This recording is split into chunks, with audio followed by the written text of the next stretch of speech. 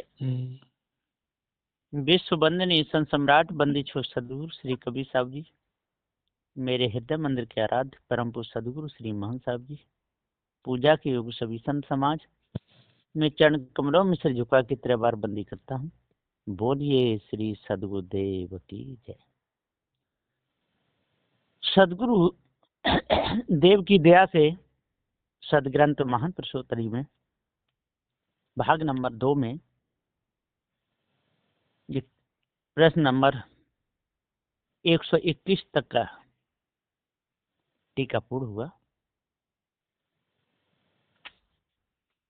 अब गुरु की दया से आगे चलेगा। शिष्य कहता है कि गुरुदेव जी, डूबने में देर लगती है कि उबरने में? उत्तर, उबरने में समय लगता है, डूबने में कोई समय नहीं लगता। उबरने के लिए बैराग लेना पड़ता है, मन को बस में करना पड़ता है, और डूबने के लिए तो जरा सी देर लगती है। मन को छूट देते ही मन विकारों में डूब जाता है और पूरे जीवन की कमाई बेकार हो जाती है, ऐसा जान लेना चाहिए। प्रश्न, गुरुदेव जी, बंधन तो सारे जड़ हैं, फिर जीव को कैसे दुख दे सकते हैं? इसका पूरा भेद बताइए। उत्तर, बिना जीव के बंधनों का कार्य हो नहीं सकता, और बंधन मनुष्य के द्वारा ही बनते हैं। परस्पर निर्णय किया जाता है, जिसकी गलती निकलती है उसको दंड दिया जाता है। मनुष्य ही मनुष्य को दंड देता है कर्मों के आधार से, ऐसा जानिए।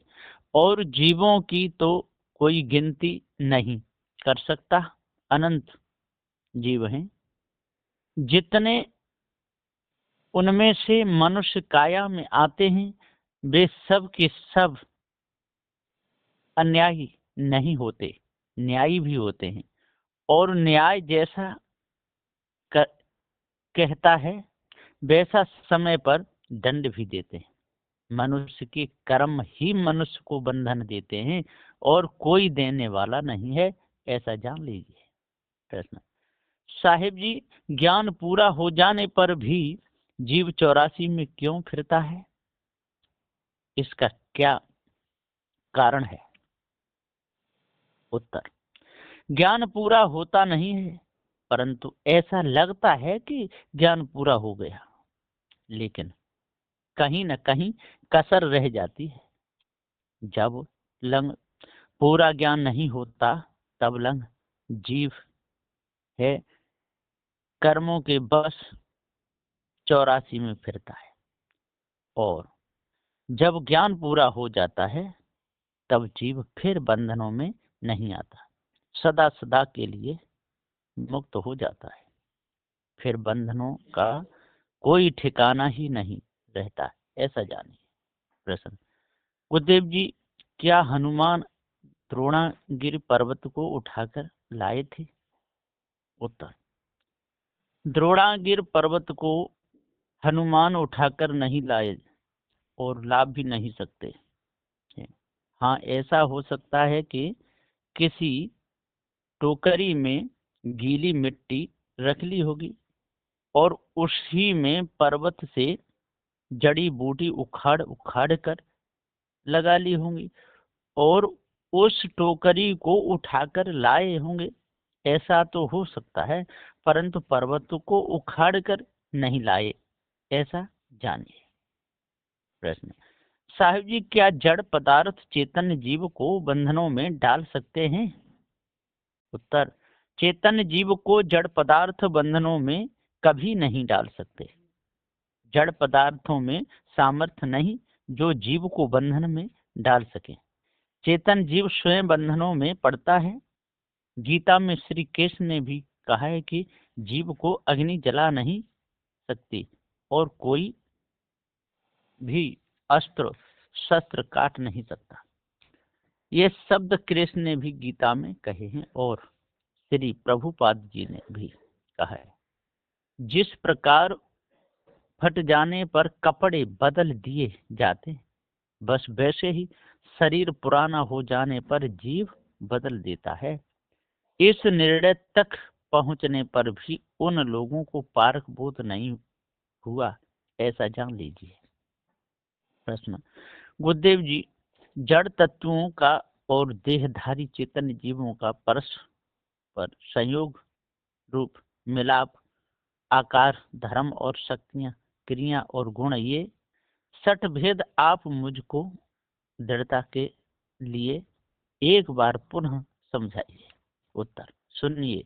जैसे अनादि काल के जगत में पृथ्वी, जल, तेज, वायु, ये चारों नित्य जड़ तत्व अनादि हैं और उनके गोलाकार सूक्ष्म, उनके त्रिश्रेणु अणु परमाणुओं की संधियों में अनेक छिद्र रूप से शून्य रूप पोल निराकार आकाश स्वयं है, परंतु उसका और अन्य तत्वों का संयोग संबंध नहीं है।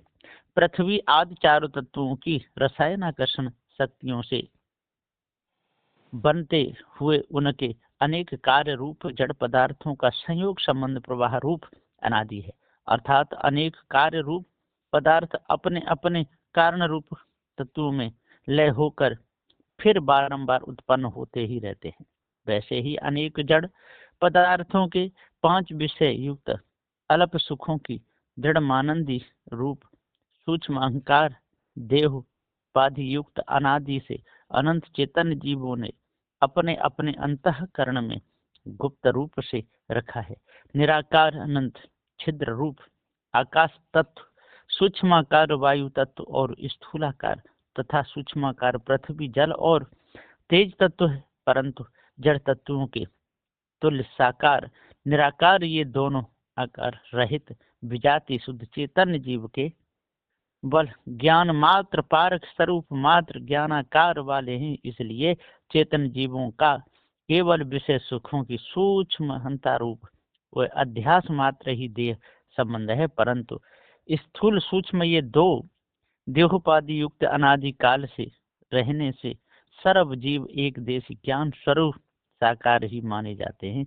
इसलिए साकार चेतन जीवों का और साकार विजाति जड़ देहों का संयोग संबंध प्रवाह रूप अनादि है, अर्थात बारंबार स्थूल देह छोड़कर अध्यास युक्त सूक्ष्म देह सहित फिर स्थूल देह धरना, ऐसा प्रवाह रूप अनादि संयोग संबंध सर्व जीवों का चला आया है।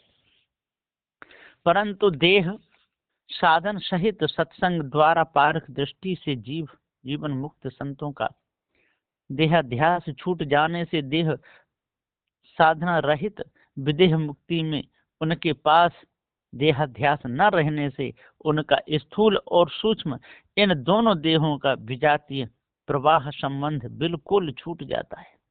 यह मिलाप का वर्णन हुआ, आगे जड़ चेतन भेद प्रकाश में देख लेना। पृष्ठ नंबर 166। यहाँ पर यह सब जड़ चेतन भेद प्रकाश से समझाया गया है, ऐसा जानिए। प्रश्न, गुरुदेव जी, शिष्य अपने गुरुदेव की सेवा में हो तो उसे सेवा किस प्रकार करनी चाहिए? उत्तर, सेवा अपराधों से बचकर सेवा करनी चाहिए। यदि जो भोजन खाने पहुंचाता है उसकी याद नहीं लगानी चाहिए और जो भोजन लाभ पहुंचाता है, फायदा पहुंचाता है, उसको कभी छिपाना नहीं चाहिए, तब सेवा उत्तम मानी जाती है, ऐसा जानिए। गुरुदेव जी, क्या सेवा कसाई का भी काम कर देती है? हम इस विषय में जानना चाहते हैं। उत्तर, हाँ, सेवा कसाई का भी काम कर देती है। यदि रुचिकर वस्तु स्वामी गुरु को नुकसान पहुंचाती हो और उसी रुचिकर वस्तु को सेवक अपने स्वामी को देता हो, अर्थात खाने के लिए याद लगाता हो, तो वह सेवा कसाई का काम करती है। और यदि जो वस्तु पाने में लाभ पहुंचाती हो उस पदार्थ को न दे याद भी न लगावे, वह सेवा भी कसाई का काम कराती है। कौन से समय पर कौन सी चीज देनी चाहिए, ऐसी सब गतिविधि के अनुसार भाव भक्ति के साथ सेवा, अपराधों से बचकर सेवा करनी चाहिए, तब मन निर्मल होगा। गुरुदेव जी, निर्मलता के अंग बता दीजिए। निर्मलता का पहला अंग है बड़ों का आदर सम्मान करना चाहिए, और दूसरा अंग है कभी किसी को धोखा नहीं देना चाहिए, और तीसरा अंग है गलत जगह पर नहीं बैठना चाहिए, और चौथा अंग है किसी प्रकार का नशा नहीं करना चाहिए, और पांचवा अंग है सुबह उठकर सम्मानीय पुरुषों को बंदगी भाव करना चाहिए, और छठवां अंग है अष्ट महासद्गुणों को धारण करना चाहिए, अर्थात विषय वासना और भ्रम भूल कल्पना को भीतर बाहर से त्याग देना चाहिए। ये सब निर्मलता के अंग हैं, ऐसा जानिए। प्रश्न, गुरुदेव जी, क्या पंडित अर्थ लगा सकता है सदगुरु कबीर साहब जी के सदग्रंथ बीजक मूल का? उत्तर, भ्रम भूल कल्पना में फंसा हुआ पंडित कभी अर्थ नहीं लगा सकता। श्री गुरुदयाल साहेब जी ने कबीर परिचय साखी में कहा है, प्रमाण साखी नंबर 284, पंडित अर्थ लगावही अनर्थ होता जाए, कहीं कबीर अचरज बड़ा, अर्थ ही अर्थी खाए। पंडित का अर्थ स्वयं पंडित को ही खा जाता है। क्यों खा जाता है? कि पंडित अपना अर्थ जीव से भिन्न लगाता है, ईश्वर ब्रह्म परमात्मा की कल्पना को सर्वोपर ठहराता है, और कहता है कि जीव विकारी है, ईश्वर का अंश है। प्रलय के समय में जीव और जगत दोनों ब्रह्म में लीन हो जाएंगे, यह अर्थ पंडित का है। अब जान लो, अर्थ ने ही अर्थी चेतन जीव खा लिया, भ्रम भूल कल्पना के अधीन ही चेतन जीव को कर दिया। इस कारण से पंडित कभी सदग्रंथ बीज का अर्थ नहीं लगा सकता, ऐसा जानिए। गुरुदेव जी, साधन भजन कब करना चाहिए? उत्तर, साधन भजन पूजन जल्दी से जल्दी करना चाहिए। साधन कहिए इंद्रियों पर विजय प्राप्त कर लेना, और भजन कहिए सभी प्रकार के विकारों से अलग हो जाना, और पूजन कहिए संत गुरुजनों की आरती बनना, पूजा करना। ये सब काम जल्दी से जल्दी कर लेना चाहिए। समय निकल गया तो फिर कुछ होने वाला नहीं है। सुख सागर पृष्ठ नंबर 352, छठवां अध्याय। प्रहलाद ने असुरों के बालकों को उपदेश दिया था, किस प्रकार सुनिए। प्रहलाद जी बोले, हे बंधुओं, यह मनुष्य जन्म इस संसार में बड़े उत्तम कर्मों से मिलता है। इसी मनुष्य योनि में भगवान की प्राप्ति को हो सकती है, किंतु इस मनुष्य शरीर का कोई ठिकाना नहीं है, कब किस समय काल का ग्रास हो जावे। इसलिए बुद्धिमानों को भजन पूजन के लिए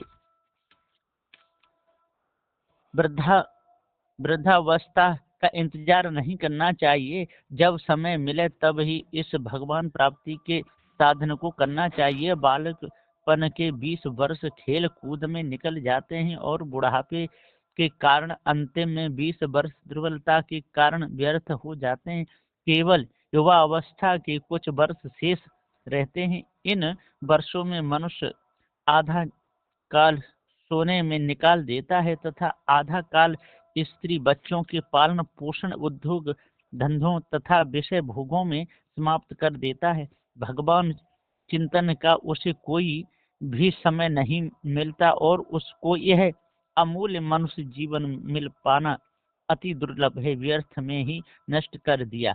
यह संसारिक सुख तो जीव को प्रारब्ध बस प्रत्येक योनि में मिलते हैं, किंतु भगवत प्राप्ति इसी मनुष्य योनि में होती है। इसलिए बुद्धिमान मनुष्य को अपने कल्याण का उपाय इसी मनुष्य जीवन में ही कर लेना चाहिए।